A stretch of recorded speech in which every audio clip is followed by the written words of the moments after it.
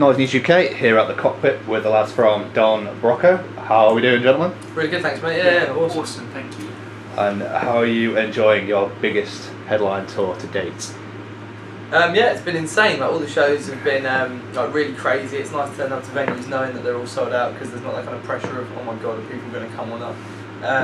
And they've all been, yeah, literally like really nuts. The audience has been really crazy. Like loving the words, loving the crowd participation. So yeah, it's been wicked. Yeah, it's been a lot of venues as well. We've played in the past as support. It's really nice to come back and have your own show and do it as a headliner. How did you feel when you found out that all of the original venues that you'd booked had sold out? Every single one. Unbelievable. It was amazing. I mean, that was a really great feeling. But by the time obviously the last venue sold out, we had an inkling with it. But it was the first day when a couple of venues sold out within, I don't know, like an hour or something. We didn't expect it at all. It just absolutely blew us away. So. Do you think having played supports in a lot of these towns and a lot of these venues before has helped? Oh yeah, huge. Yeah, definitely. Like, I mean, last year we spent the whole year kind of like solidly supporting other bands and hitting the same towns with other acts. Like we did The Used, we did like We the Kings, like Atlantis, Billy Talent, all these great bands in all these same cities. So to come back to these cities and to have people come and see us on our own right has been amazing. But we wouldn't have been able to do it without those great supports last year. Is the response been good when you come out on stage? People already knowing your faces? Yeah, awesome, absolutely amazing. Like, definitely noticed a step up in atmospheric electricity this tour, I'd say. And it's cool. I mean, hopefully, now that people are going home having seen an awesome show, I think it's definitely been going down really well. So.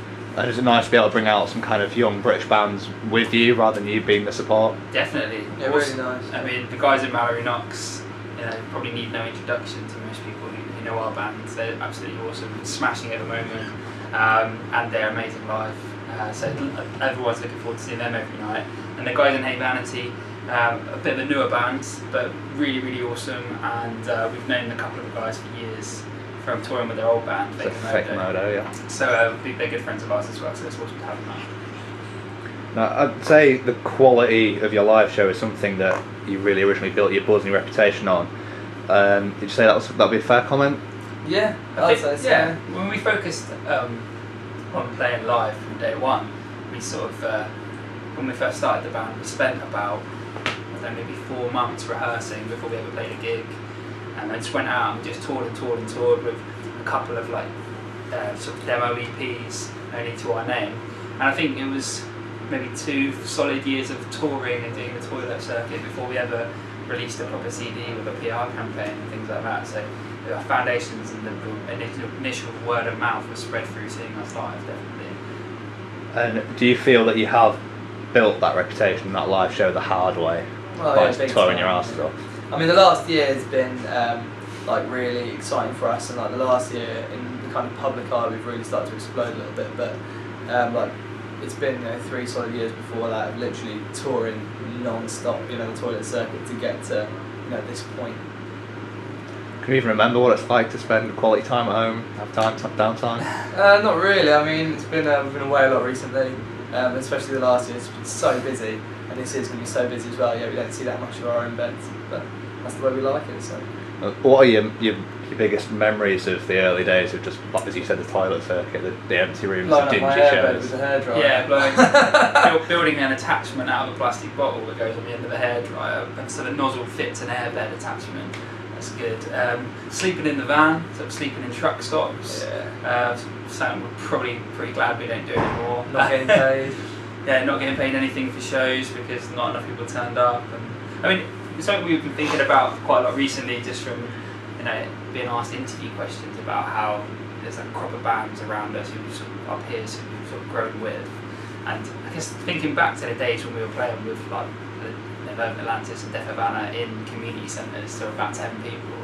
So like, there's some good memories from those early days, where like when you look at all the bands now, obviously do great. So it's awesome to. Yeah, I know I've certainly heard the guys in Death Havana and Atlantis say that they love how you've all kind of blown up together. Is that a sentiment you share? Oh, massively. Yeah. It's so nice because, I mean, at the moment, there are those bands like Death Havana, and Atlantis, like luckily us, that are all kind of making that next step in the music world at the same time. I mean, it's so nice that the bands that are and have put in the hard work, in the past, are all luckily able to get that foothold in the next level. So. And do you think it's good that young bands are now able to see that the likes of you, Death Valley guys, can make it the hard way? I hope so. Yeah, I hope that's how people will see it, look at it. But obviously, there's always going to be people discovering your band today and yesterday who assume that you have it overnight. But you know, obviously, we've seen it firsthand from all those guys and the Young Guns guys, etc., etc. Like we've all done it the hard way. We've all put in the hard graft, and people who have been following us throughout, hopefully, if they can take some inspiration from that, then awesome. Is there ever a moment where you have to kind of pinch yourself and go, shit, we just sold out a UK tour and we're playing on Radio 1? Yeah, definitely. Yeah, it's pretty nuts. Like, if you'd asked us, like, even like a year ago maybe, you know, do you reckon in a year's time you'll sell out your own tour in these venues that you're supporting at? Like, we probably wouldn't have had the greatest confidence in it. That would be ambitious. Yeah. There was a moment when we were sitting in our manager's office when we'd sold out the Underworld show on this tour, and he suggested to us, boys, we're going to do the Coco, and I don't know, for a split second I thought this could be like a hidden camera prank, because we were like, no way. Yeah, all of us were quite adamantly against the idea of we were like, that's not going to work, but then he knows best, yeah. You're right. And it's an amazing feeling. Is it nice having the people around you telling you can do those things now? Yeah, it's wicked. They give us the confidence to like push ourselves, because if we didn't have those guys pushing ourselves, like, we probably wouldn't have had the confidence, you know, to say, you know, let's do Coco or something like that. So the people that believe in us, that, you know, are helping us out, really push us. Yeah. I mean, was it difficult in the early days to maintain that drive to make the band the success yourselves and put in the hours and hard work? It's different. Like, in the early days, it's all like really new, and so you don't mind kind of touring around and sleeping in lay-bys and, you know, doing all that kind of stuff that if we were still doing now, you know, 3-4 years on, we'd probably be like, you know, this is getting really hard to carry on going, like at this level. But, you know, back in the early days, you know, kind of just revelled in it. I love all the kind of hard, scrappy, disgusting part of being in an underground band. Yeah, and everything was exciting. You know, we would get an odd email, which, you know, might not mean anything, but it would get you excited. You're like, wow, this could lead to something, lead to something. So, yeah, it was. Got to show the barfly or something like mental at the time that would just kind of push you on and keep going. Yeah, definitely. And because I know that the band in most respects started when you were in high school, kind of went away for a bit and then went to uni and then came back and really kicked on. Was there something that happened to any of you at uni that made you think, yeah, we need to make this band work? Well, I think let's take you seriously. No, I mean, we all were really looking forward to going to university for the experience of doing it, but we were under no illusions from point one what we wanted to do afterwards. So we maintained writing songs, and rehearsing, and playing the odd shows while we were away to sort of keep it fresh. But we all knew that once we graduated, we were going to get straight in the band. So it was a different experience. One we really enjoyed, but this was always going to be the way we were going to go. Just to move things to the new video for Whole Truth, which I was watching last night, looks like you had an absolute blast. Yeah, it was a lot of fun. Making that. It was awesome. It was a really fun day. As with any music video, really like tight for time and a little bit stressful at points. But yeah, we're really lucky because we've got a lot of our friends involved and some amazing looking girls, obviously. It was just a really great atmosphere on the day. It was really fun. Like, we knew a lot of the people there. And it was wicked to make something so exciting and special with like a load of people that we know and get on with so well. Who handpicked the stars? Was it you or were they provided by somebody else? Quite a lot of them were us. It was a little bit of a mixture, but like I say, a lot of the girls who were involved in the video we've known for a little while. So it was really cool to sort of work with people that we know, and we definitely had a say. I also watched the video for Hold On. It does seem like there's a reoccurring theme in your videos.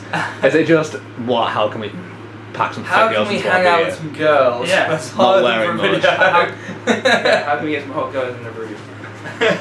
Well, I pay them. It's, I think maybe that's just a coincidence. I think those two songs, the subject matter, really lended themselves to having like a female presence in the video. The video's got to fit the song. I think it was just kind of a coincidence that those two singles happened to be next to each other and they both happened to be themed around hot girls. Yeah, so they're like relationship-based songs lyrically, so having a sort of boy-girl dynamic really works. But like, whereas for actors, for example, it's something completely different. It's full on boy on boy. I'm not ruling out hot girls in the future though. As it still is a relatively young band, is there still a point when you're shooting videos like that where you still have to lose that self-consciousness and feeling awkward in front of the camera? It was so awkward. So but yeah, you just have to get over it. You just have to sort of forget the camera's there almost and just actually have a laugh. Because one of my things, I was trying not to burp in the girl's face. Like, I had this burp in my throat and I was right in front of her and I was just like, oh my god, just try and grin through it. So yeah, very self-conscious, very awkward.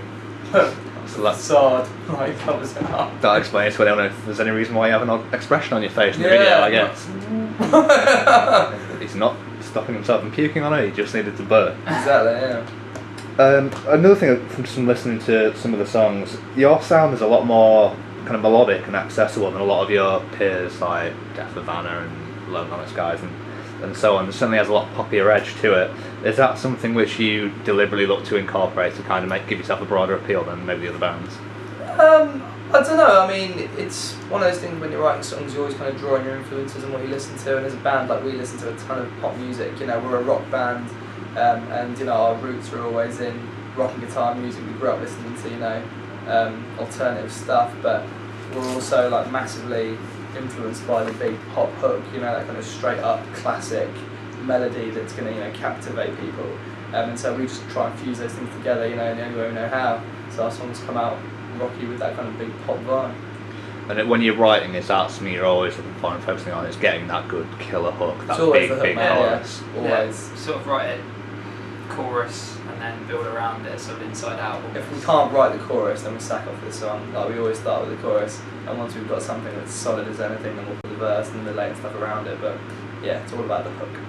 And with the vocals being so big, does Rob keep having going out until he gets the vocal sounding as big and bouncy as possible kind of thing in the studio? I mean, sometimes it always depends. Sometimes you can step in the booth and it'll be. And sometimes it's instant, yeah. Sometimes it's out of nowhere. And then sometimes you have to work on it for days and drink all manner of hot drinks until you can do it. But yeah, it's definitely a. We haven't refined the formula to getting Bobby's performance instant yet, but it always comes through in the end. Yeah. At what point did you realise you'd nailed down the right sound for you as a band? That nice edge of. I think it was really this album that we've punchiness. just written. Yeah. I mean, the EPs that we've done beforehand, we're still definitely finding our feet and finding what we wanted to do. And the EP that we put out before this album, Big Fat Smile, we were definitely focusing on the kind of big choruses and the hooks, and we realised we're not the best at being the world's heaviest band, but we did think we were pretty decent at writing a big melody. So this album, Priorities, we just concentrate on the melodies and concentrate on keeping like the riffs big and fun, and yeah, I think this is the first release we've done where we've all been, you know, this is the sound that we want to make, and we've really nailed down what we want to be doing. Changing direction a little bit, how important is style and being well turned out to Don Broco? Because I've noticed in all your videos and all your promo shots, you're way much better dressed and presented than most other British rock bands. Thanks. I mean, yeah, we don't, you know, we're not a kind of all denim, all studded classic rock band, and so, you know, we don't dress like we're, you know, the next Motley Crue or whatever. But, you know, I guess it's one of those things, you know, we are conscious that we don't dress, you know, in the most typical band guy way, but it's not really what we want to do, so. Is it a good way of kind of showing your individuality and make yourself stand out that little bit? I think so, yeah, hopefully. definitely. Hopefully, yeah, people remember us because we're a little bit different that way. I was reading about you kitting out your van basically into a rehearsal studio. Do you still have that van in? Do you still use it for It's writing? outside and it's still kitted out. facility is still available, however, less accessible than it once was. Yeah, we've had to put more seats in the van. Yeah, we now, had to so put an our extra car's row bigger. for a seat, so it's hard to get to the amps behind the seats. You can still reach them if you really wanted to. Yeah, you can still get to them if you fancied a jam, but yeah. So you moved on and writing in proper studios now rather than in the van on the road? Well, right in our bedrooms rather than the Yeah. van. Yeah. Writing at home is definitely a little bit more comfortable. Or maybe sell out another UK tour and just get a bigger bus. Yeah, that'd be sweet. Well, that'd be awesome, yeah. We kind of touched on it before, but how does it feel now that your songs are getting national radio play? It's something you always sort of dream of as a guy in a band, obviously. And, it's amazing to hear, say, you know, your song in the middle of the day, Radio 1 or a drive time or something like that. But it's something we always thought would happen eventually. I think if we keep working hard, especially at the moment when sort of UK rock bands seem to be getting a bit of a shot with radio, they seem to be supporting rock music a lot at the moment, which is really, really cool. It's an amazing feeling. How do you feel that Priorities has been received in the kind of 6 months or so it's been out now? Really well. I mean, we weren't expecting it to like chart or anything like that. When we got the news that it had come in really high in the midweeks, and it managed to hold on to a decent position by the end of the week, we were like absolutely mind blown. That was the kind of achievement with the album that we never thought it would ever reach. So it feels like it's been tremendously well received, and we know it's continuing to sell fairly constantly every week and get the figures through, and it's all really really exciting. Yeah, I mean, it was this really great moment that I'll never forget. I think at Reading, because there's been so much build up when you release a CD of like months and months of promo, and then so much pressure on that week that it comes out, and then it had only been out for 2 or 3 weeks when we played Reading and Leeds, and we were like, who knows whether it's filtered through, who's picked it up, whatever. And then the whole 10 were like singing back the words on album tracks that they could never have heard before, and it was just an amazing thing. It really felt like it made an impact at that point, that people already, it was so recently released and they were sort of all over it, which was awesome. Have thoughts moved to follow up to priorities yet, or are you looking to maybe take some time out? Yeah, we started thinking about it. We started writing some demos, but it's really difficult because at the moment we're still so busy, and like the majority of this year is still going to be promoting priorities. We're not going to have any real time to solidly chunk out towards writing until like the end of this year, beginning of next. But yeah, I mean, it's constantly something we're thinking about. We're always thinking about the next step and the new Really sound. Excited about it. Yeah. What is the next step for the rest of the year? Is it promoting the album overseas, more UK tours? Well, I mean, we've got some more shows on the back of this tour in April now, and that pretty much takes us up to festival season, where we're going to be pretty busy. We're going to Germany with Waito in May, so we're going back overseas to carry on hammering the priorities. And a show in Belgium recently added. We do Amsterdam as well? No, it's just Antwerp. Yeah. In Belgium, and then 5 or 6 shows in Germany, which is awesome because we really, really, really loved all the Europe we went last year, and the German shows were some of the best. Then obviously, hopefully a very, very busy festival season. We're headlining Hit the Deck, then Takedown Festival in Southampton, Hit the Deck in Bradstock in Liverpool, and a couple of big ones that we're not really allowed to talk about yet. People can probably guess what they are. Yeah, you can probably guess what they are. And then in the winter time, we'll probably be doing some more of our own shows before the year is out. So yeah, it should be fun. Well, Don Broco, best of luck with the continued success of the album and of what is going to be a very busy year. Thank you very much for your time. Thanks, man. Good to talk. Yeah!